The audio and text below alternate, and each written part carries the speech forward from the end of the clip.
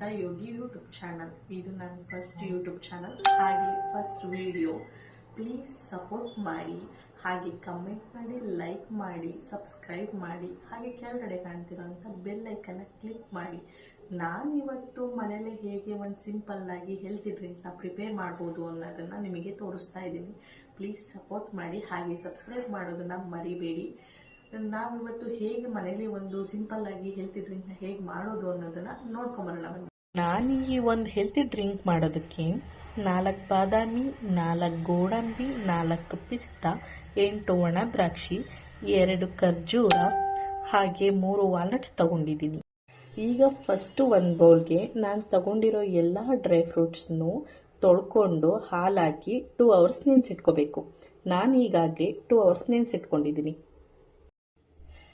ಈಗ ಇದನ್ನ ಒಂದು ಮಿಕ್ಸರ್ ಜಾರ್ಗೆ ಹಾಕೊಂಡು ಗ್ರೈಂಡ್ ಮಾಡ್ಕೊಳ್ಳೋಣ.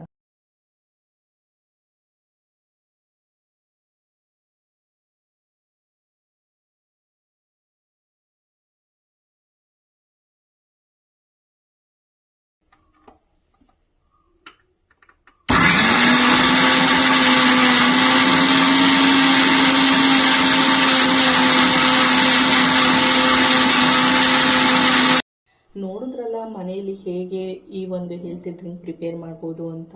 ಈ ಹೆಲ್ತಿ ಡ್ರಿಂಕಿಂದ ಏನು ಯೂಸ್ ಅಂದರೆ ಮಲಬದ್ಧತೆಯನ್ನು ತಡೆಗಟ್ಬೋದು, ಹಾಗೆ ಕೊಲೆಸ್ಟ್ರಾಲ್, ಬ್ಲಡ್ ಶುಗರ್ ಮತ್ತು BP ಹತೋಟಿಯಲ್ಲಿ ಇಟ್ಕೋಬೋದು.